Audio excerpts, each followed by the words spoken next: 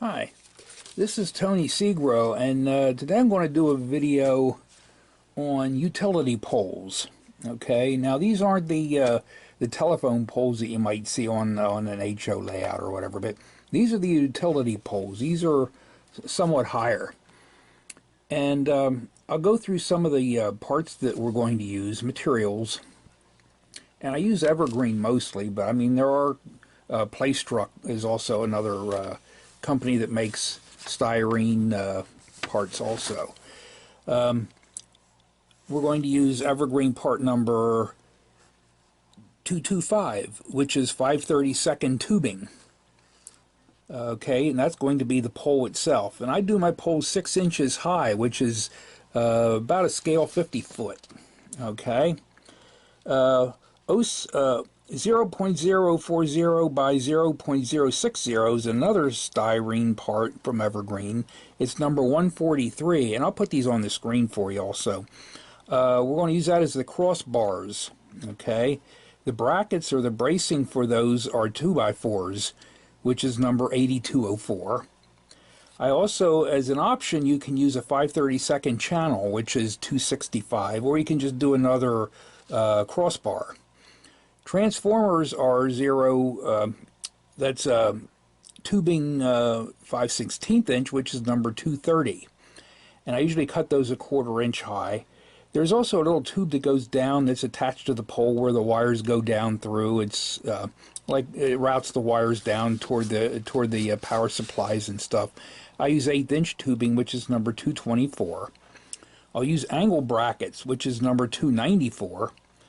And the tops of the transformer are just 0.015, it's 15 thousandths of an inch styrene, which is number 9015. And the small little rods, I use rods that are will represent cables coming out of the transformers. I'm also going to use, what you see back here on this big roll is monofilament copper wire, which is like one single strand, and it's very, very thin. Also use 26 gauge wire, which is this right here. And for the insulators, I use these tiny little beads here that I get. They're jewelry beads, and I might be able to zoom in on some of these, but they're very, very small. They have a little hole in the middle already. They're blue, and I have some that are white. Okay, and for tools, I'll be using pin vices over here, and I use a number 74 drill bit, which is 0.0225 inches. Okay, and you got to be very careful when you use that drill bit because it could break very easily. So I usually use I make a little pinhole, and to do that I use this tool up here that I have to make a sharp pinpoint into the styrene before I drill through. So sit back and I'll go through the process. And again, utility poles are varying around the areas, and you know, you get two transformers or 3 transformers on a pole, so it depends you know, on what you're looking at. And then also I use 24 gauge wire, and I'll go into that then too.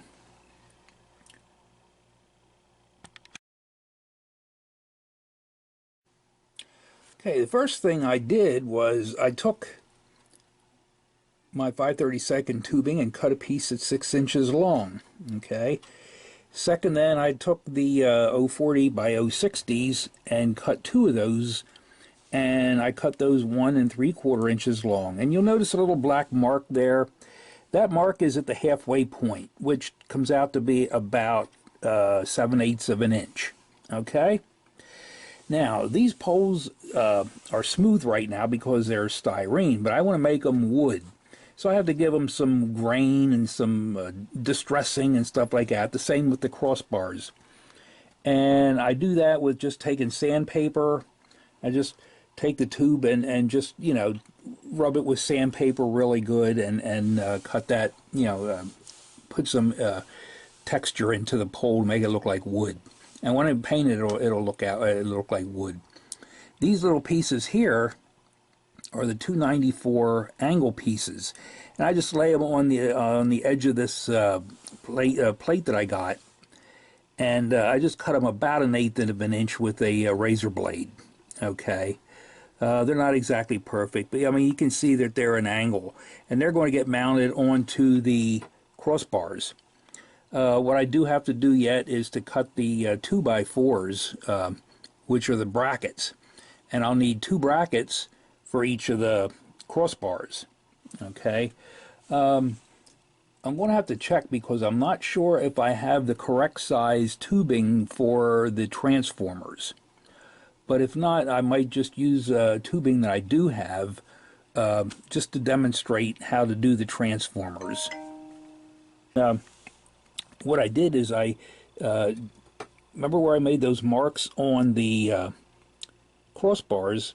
Well, I went in and I drilled a hole through the crossbars, and it's zoom in here, and it's sort of very small. That's why I'm zooming in. Also, if you look here, I made a mark about a 1/4 inch down from the top of the tube, the pole, and I drilled through that. And you can see how small this drill bit is. It's number 74. Okay, remember that I used this to make a point, you know, a little bit of a tiny hole to start with. That way the drill isn't starting off cold, you know. This drill bit is very flimsy, and it's you have to be very careful using it. No pressure on it at all. Just turn the drill bit very slowly and let the drill bit do its cutting, okay? And I was able to get through the tubing okay, and the 2 crossbars without any problems. Okay, I also cut the 2x4s. I cut 4 of them because I'm going to need 2 on each bracket, and I cut them about 1 inch long. That's longer than what I'm going to need, but then I'll trim them back a little bit later on after I get them installed. Next, I went to doing did these 4 little, remember the brackets, the angles? Well, I did that, and here's, again, I used that same process where I started a hole with that pointy thing, and then I just drilled through it with the pin vise. And this here I wanted to mention is a good little tool that I use that helps me see better, because this comes in awful handy because my eyes are a little bit less than what they should be. So I use that to get in there and zoom in on some of the microscopic stuff. Next coming up will be I'm going to assemble what I have here, and then I'm going to use 24 gauge wire, which I have here on a roll. Okay, got a roll of this stuff, and that's what I'm going to use to help secure the posts and the brackets and all that to the pole through the holes that I drilled. Okay, and I'm also going to add some glue just to keep it in there. This here is a Fowler's glue that I use to